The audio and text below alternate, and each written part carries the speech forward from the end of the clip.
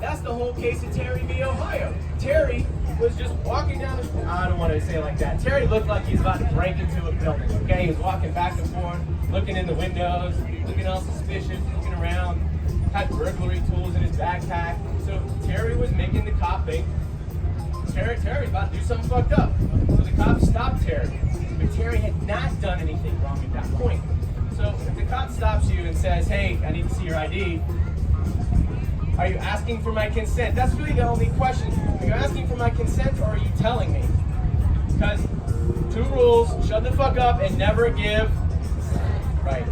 Yeah, if he says, I'm not asking for consent, give it to me, then you gotta comply. You gotta let him pat you down. You gotta, whatever they're doing, if they're not asking you, they're telling you, you need to do it. Now, so the pedestrian was pretty simple, and I already talked about if they find something on you, then, I mean, I would personally be like, I don't know what the fuck that is. I would like for my police reports to look that good. Like, in the moment, the guy denied knowing what it was, so that way later you get to court, and they have not only no evidence of knowledge, they have affirmative evidence of lack of knowledge. Does that make sense? That's just kind of getting to another level of police interaction. But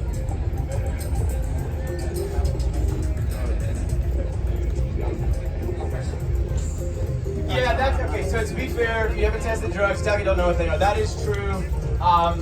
Yeah, from the legal perspective, that's kind of getting too cute by half, right? Because they don't have to know that they're drugs. You don't have to know what drugs they are. In fact, it's a crime for me to try to buy cocaine and the guy give me chalk dust. If I could do that, I committed a crime and so did you. Even though nobody sold actual drugs, because the attempt of selling simulated drugs is also a crime. And in most states, almost similar punishment. And again, I don't have to know that it's blow, I don't have to know that it's Molly, I don't have to know that it's ketamine. If I think there's drugs and they're illegal. Now, it is a defense, however, and I'll come to you in a second. It is a defense that I thought that was my prescription Zoloft, or I thought that was my prescription pill. I didn't realize this was some other pill.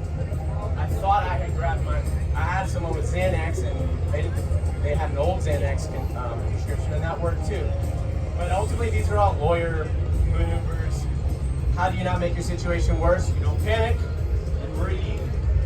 So it's not just don't panic, it's affirmatively take control of your mindset. All right, one thing that comes up a lot is airport searches. In the airports, you have almost no rights because it is a special place of, I'm sorry, you had a question here, I meant to ask, Colin. Yeah, what if the cop asks you, or somebody asks you down the line, like, you know, like, whose pair of pants was, or whose jacket was it? You say, I don't know. Nope. Or like, nope. Good. Okay, great question. What if the cop starts asking you, well, whose pants are these? Well, whose jackets are these? First of all, that presumes you already denied knowing whose jacket it was, or you said something. So if you follow my first rule, which is shut the fuck up, and they won't ask that question because they won't even know you're going to go down the road of denial. But you should not answer any more questions. I'm not answering any questions. I'm not answering my questions. I'm not answering any more questions. I want a lawyer. You know, there's a lot of know your rights information on the internet, and at some of my friends' trainings here in town, they get more into detail with, am I free to go, or am I being detained? All of that is useful, all of that is important. Why am I not talking about it? Here's why.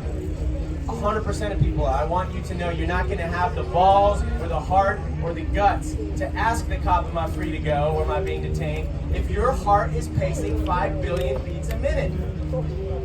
Because here's what happens the first time you have this interaction and you wish you remembered what we were talking about. You're only going to feel your heart, and you're only going to feel your ears getting hot.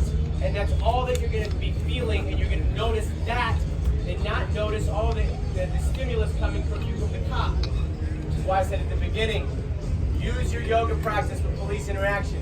Breathe.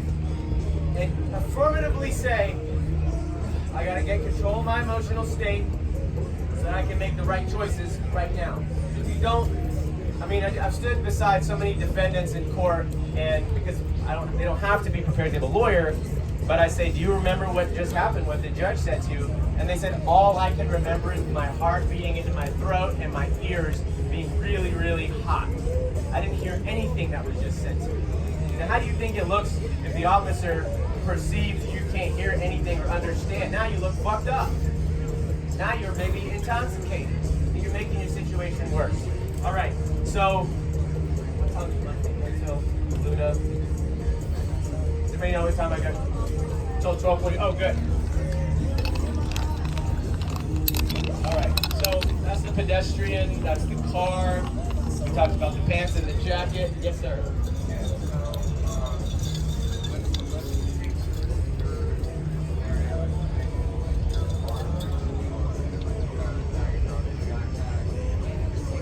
Back in the car, bag of drugs in the backpack.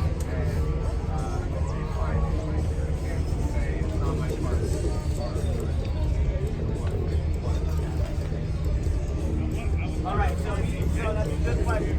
So he says, this is Amira, say hi. All right, this is my daughter. So his question is, you're in your own car. I just got this call. My friends were on fish. My friends.